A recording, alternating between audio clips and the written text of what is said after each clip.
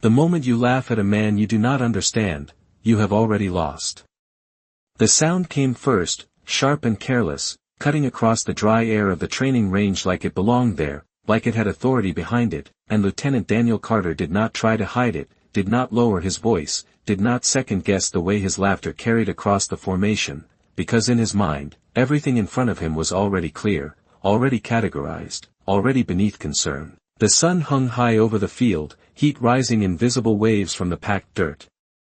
Boots shifting in small adjustments across gravel as soldiers maintained formation, and right there, just beyond the line, stood a man who did not belong, or at least that was what Carter believed, an older figure in a faded olive jacket, shoulders relaxed, posture almost casual, as if the rigid geometry of the military space did not apply to him, as if time itself had passed him by without permission. Walter Briggs did not react to the laughter, not with a glance, not with a shift in stance.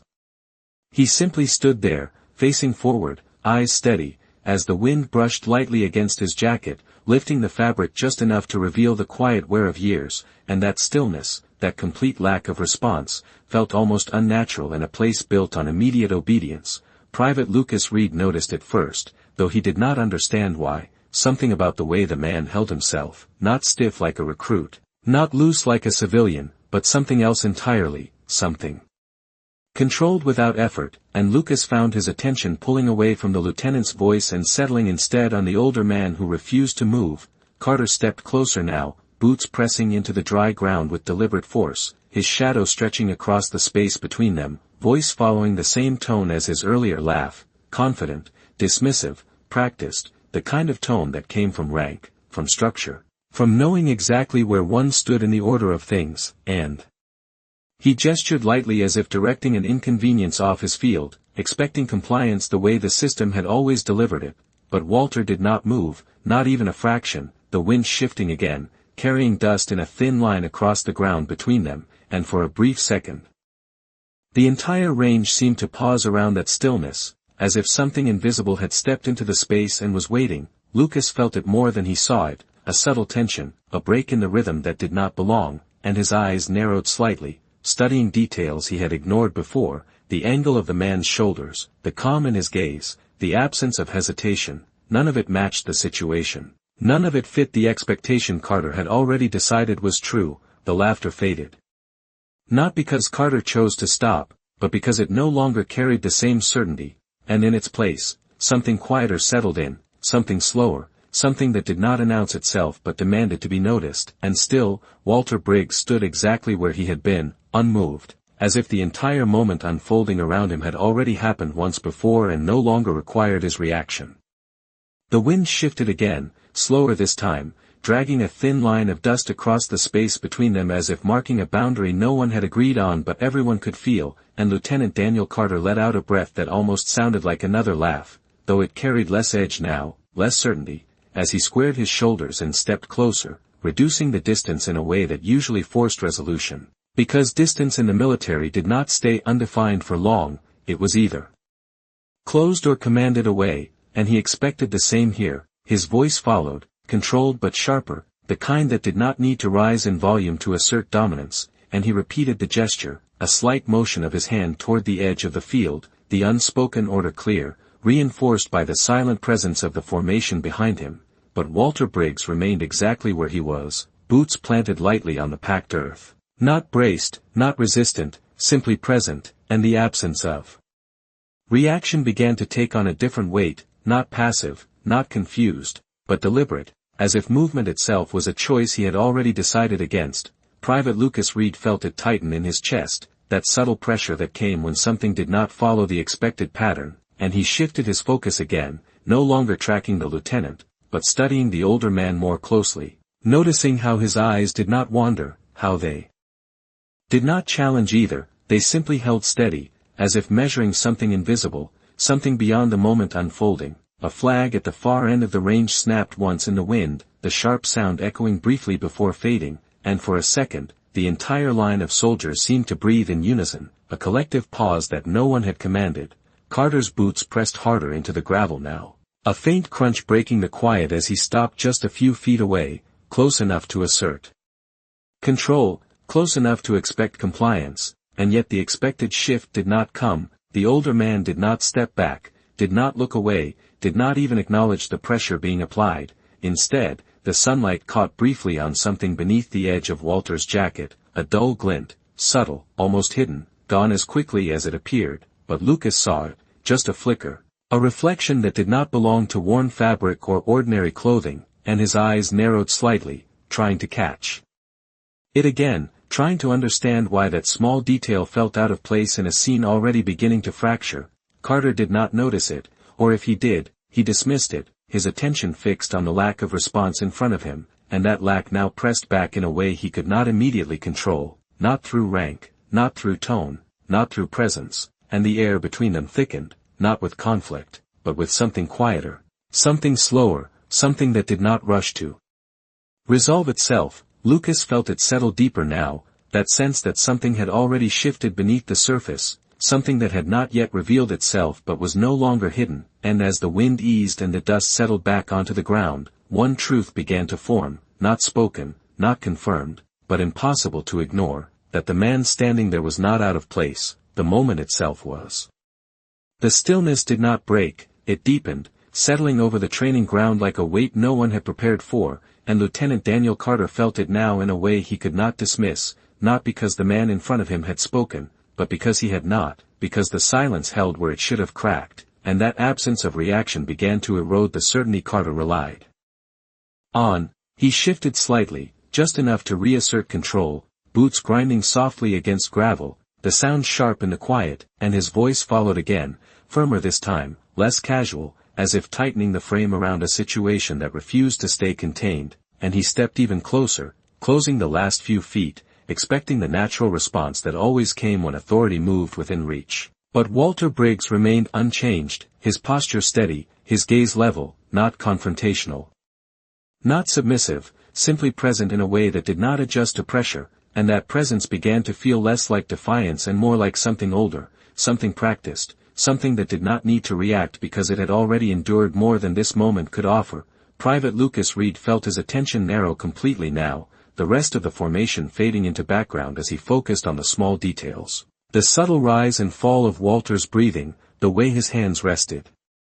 naturally at his sides without tension, the way his eyes tracked without shifting, and then it happened again, that faint glint beneath the edge of the jacket, not bright, not polished, but unmistakable, a piece of metal catching sunlight for just a fraction of a second before disappearing back into shadow. Lucas leaned forward slightly, barely noticeable, trying to catch it again, and this time he did, a clearer reflection. A worn surface, edges softened by time, something not decorative, not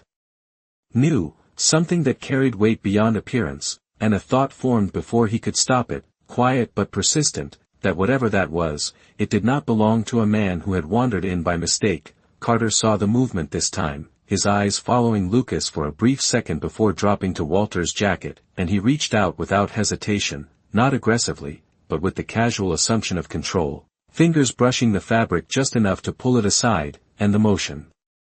revealed it fully, a metal, old, slightly dulled, its surface marked by years, not polished for display but carried, worn, present. Carter let out a short breath that almost turned into a laugh again, though this time it lacked the earlier confidence, and he tilted his head slightly, studying it with a kind of dismissive curiosity, as if trying to categorize it into something simple, something explainable, something that would return the moment to its original order. But the metal did not fit that category, and even without knowing why, Lucas felt it immediately, a quiet certainty settling in his chest, and as the wind moved once more across the field, lifting dust in a slow, drifting line, the balance of the moment shifted again, not loudly, not visibly, but undeniably, as if something that had been hidden was no longer willing to stay that way.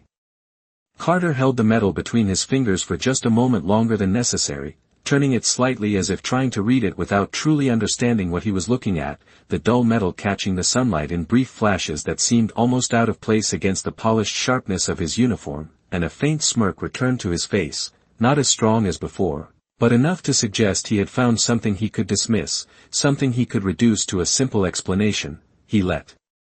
out a short breath that passed for amusement, his voice following with a tone that leaned back into familiarity, into control, as if the presence of the object had restored his footing, and he made a light remark, the kind that treated the metal as a novelty, a keepsake, something bought or inherited, something that belonged to stories rather than reality, and a few soldiers behind him shifted slightly, some exchanging quick glances, uncertain whether to follow the tone or hold their silence. Walter Briggs did not react, not to the touch, not to the comment, not even to the way the metal had been exposed to the open air. He simply stood as he had before, his eyes steady, his posture unchanged, and that lack of response now carried more weight than any reaction could have, because it did not defend, did not argue, did not correct, it simply allowed the moment to exist exactly as it was, without interference. Private Lucas Reed felt the tension tighten again, but differently this time. Not from confrontation, but from imbalance, as if the situation had tilted in a direction no one had fully noticed yet, and his gaze fixed on the metal, studying its edges, its worn surface, the subtle details that spoke of time rather than display, and something about it refused to align with Carter's interpretation, refused to fit into the category of something trivial. Carter released the fabric, letting the jacket fall back into place, though the image of the metal lingered in the air, and he straightened slightly, regaining his stance, his authority settling back over him like a familiar layer, and yet there was a delay now, a fraction of hesitation that had not been there before, a pause too small to call out but large enough to feel. The wind moved again across the range, softer now, carrying with it the faint sound of distant movement, something beyond the immediate scene, something approaching but not yet seen, and a few heads in the formation shifted instinctively, not turning fully, just enough to acknowledge that something had changed beyond their focus. Lucas noticed it first, not the source, but the effect, the way the air itself seemed to tighten, the way the rhythm of the field adjusted without command, and he felt it settle into his chest again, that same quiet certainty growing stronger, that whatever had been dismissed was not finished revealing itself. Carter remained facing Walter, unaware or unwilling to acknowledge the shift behind him, his attention still fixed forward, still anchored to the assumption that this moment belonged to him, but the balance had already begun to move, slowly, quietly, and as the faint sound grew closer, still undefined but unmistakable, the scene held in a suspended tension, waiting not for argument, not for explanation, but for something else entirely to enter and decide what this moment truly meant. The sound grew clearer now, no longer a distant suggestion but a defined presence approaching from beyond the edge of the training ground, the low hum of an engine cutting through the stillness in a way that did not belong to routine drills or scheduled movement, and one by one, the soldiers began to feel it, not as a distraction, but as a shift, a recalibration of the space they stood in. Private Lucas Reed was the first to turn his head slightly, just enough to catch a glimpse of the approaching vehicle as it slowed near the perimeter, its movement controlled, deliberate, the kind that did not need urgency to command attention, and as it came to a stop, the air seemed to tighten once more, not with tension, but with expectation. Boots hit the ground with a solid, measured rhythm, heavy enough to carry authority without sound needing to travel far, and even before the figure fully came into view, the formation responded instinctively, posture straightening, shoulders aligning, a silent correction passing through the line like a wave. Lieutenant Daniel Carter felt it too, though a fraction slower, his attention still anchored in front of him, but the shift behind him was undeniable now, and he turned, not abruptly, but with controlled precision, his expression adjusting in an instant as recognition replaced assumption, his stance tightening into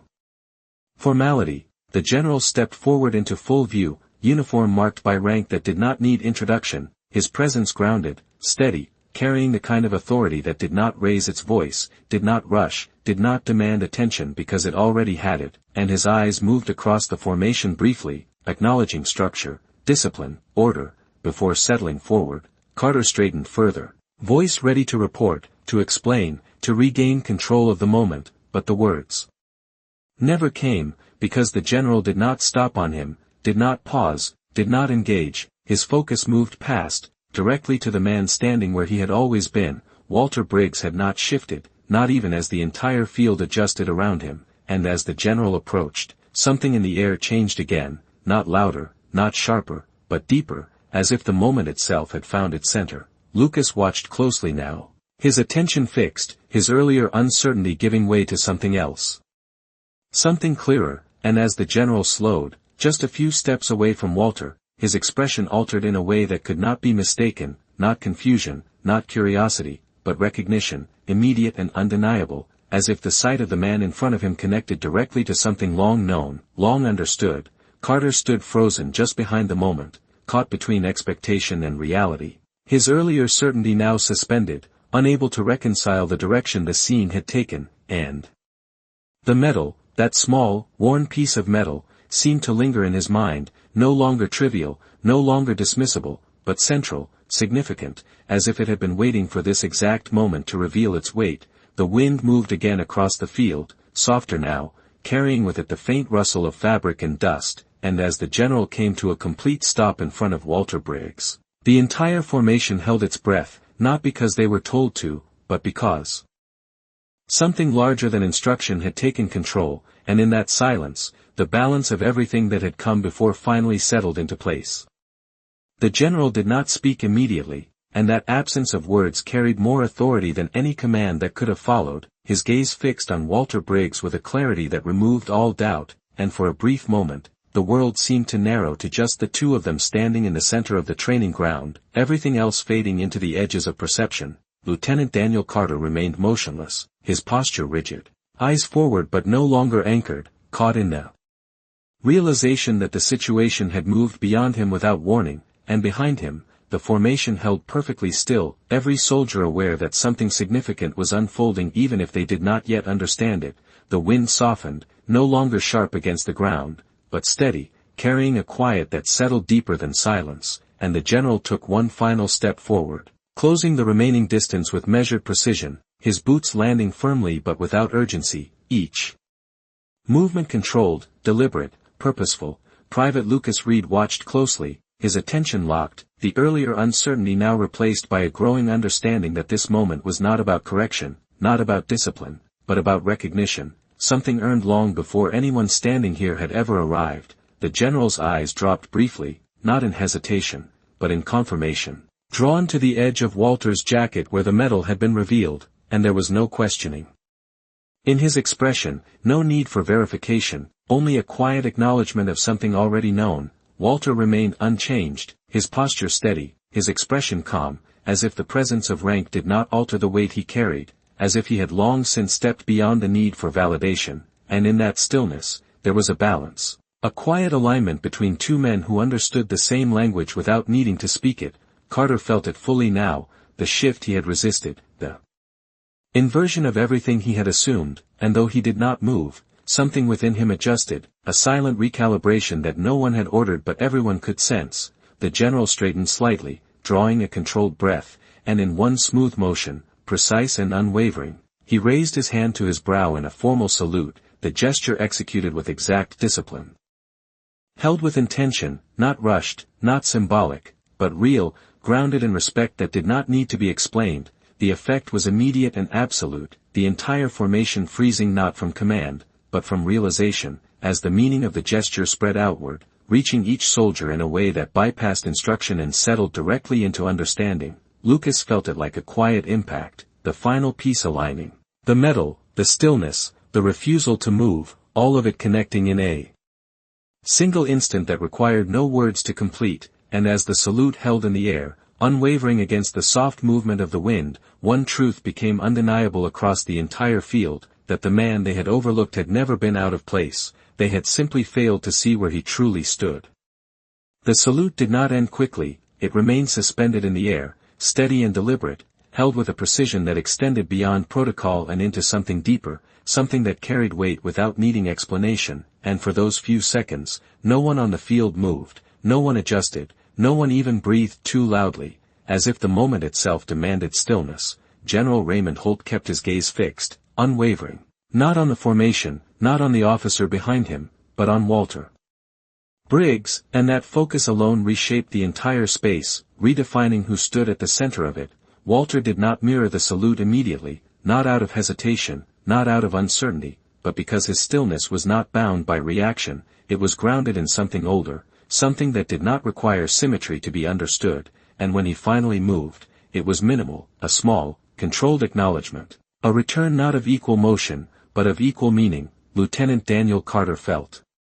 the shift complete itself in that instant, the final piece locking into place with a clarity that left no room for interpretation, and his posture, still rigid, no longer carried the same certainty it had before. Instead it held a different weight, one shaped by realization rather than authority, and he remained silent, because there was nothing he could say that would not fall short of what had already been revealed. Private Lucas Reed stood frozen within the formation, his eyes fixed forward.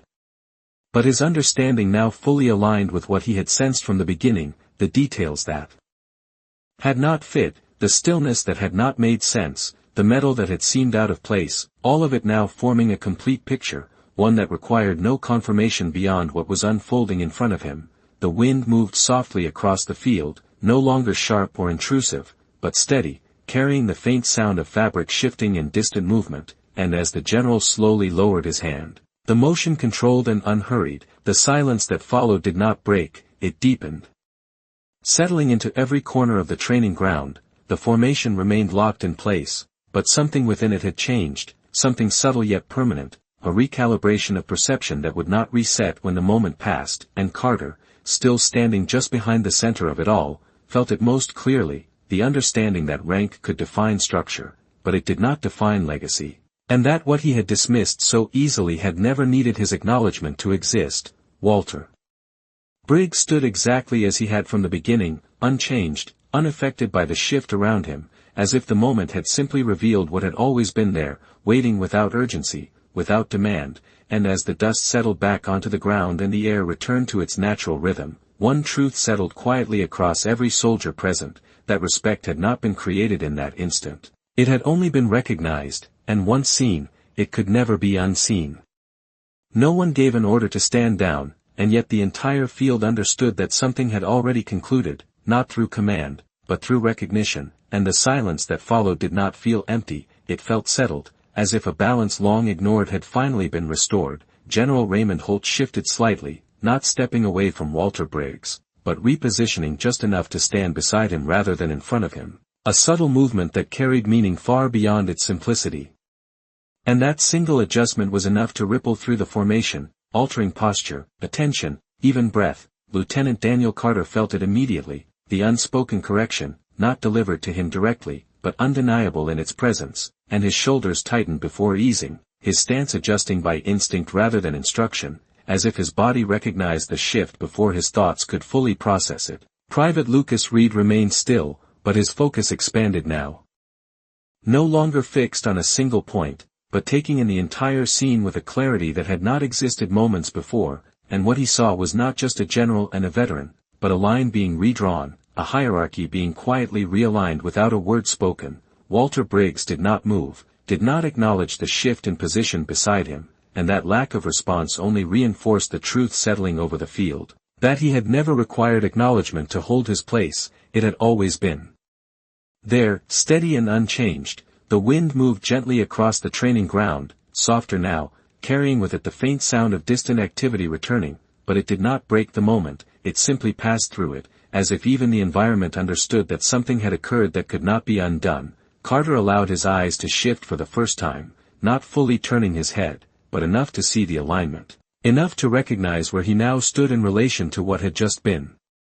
revealed, and the realization did not come with shock, it came with weight, settling slowly, firmly, leaving no room for resistance. Behind him, the soldiers remained in formation, but their stillness had changed, no longer rigid out of discipline alone, but grounded in awareness, each of them processing the same silent lesson in their own way, each of them understanding without being told. The general did not speak, did not explain, because explanation would have reduced the moment to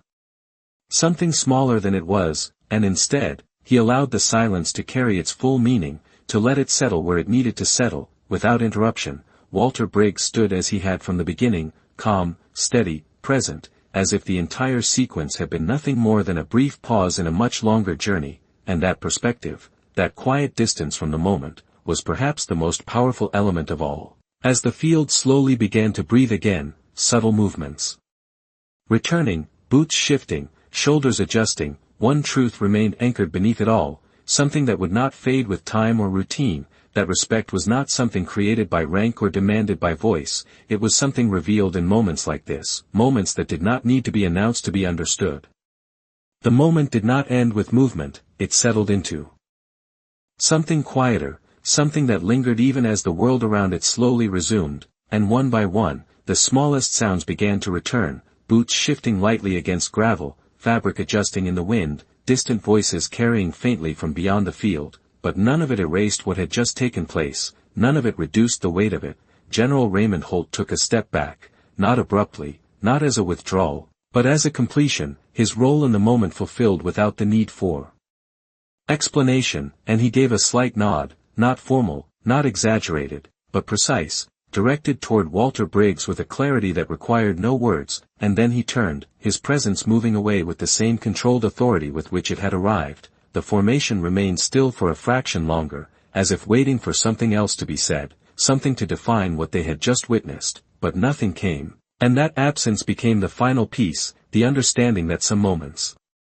were not meant to be explained, only carried forward. Lieutenant Daniel Carter stood in place, his posture still aligned, but no longer rigid in the same way, the edge of certainty replaced by something steadier, something grounded, and slowly, almost imperceptibly, he adjusted his stance, not to correct outward appearance, but to align inwardly with what he now understood, his gaze shifting briefly toward Walter before returning forward, the movement small but deliberate, a silent acknowledgement that did not need to be seen to be real. Private Lucas Reed felt the shift fully settle within him, not as a lesson delivered, but as something discovered, something that would remain long after the day ended, and he held his position with a different awareness now, his attention no longer fixed only on orders and structure, but on the details that lived beneath them. Walter Briggs did not follow the general, did not step forward, did not claim the moment in any visible way. He simply stood as he had from the beginning, calm, steady, present, and then, with the same quiet control that had defined him throughout, he turned slightly, not away from anyone in particular, but back toward his own direction, his pace unhurried as he began to walk across the field, the faded jacket moving gently with the wind, the distance between him and the formation growing without resistance, without interruption. No one stopped him, no one called out, because there was nothing left to question, nothing left to challenge, and as he moved farther away, becoming once again a solitary figure against the wide expanse of the training ground, the truth of the moment remained anchored in every person who had witnessed it. The wind carried across the field one last time, soft and steady, and in that quiet movement, the final understanding settled fully into place, that respect was never something to be demanded. In the present, it was something earned long before and remembered when it mattered most, and some honors do not need to be spoken, because they are carried, recognized, and returned in silence.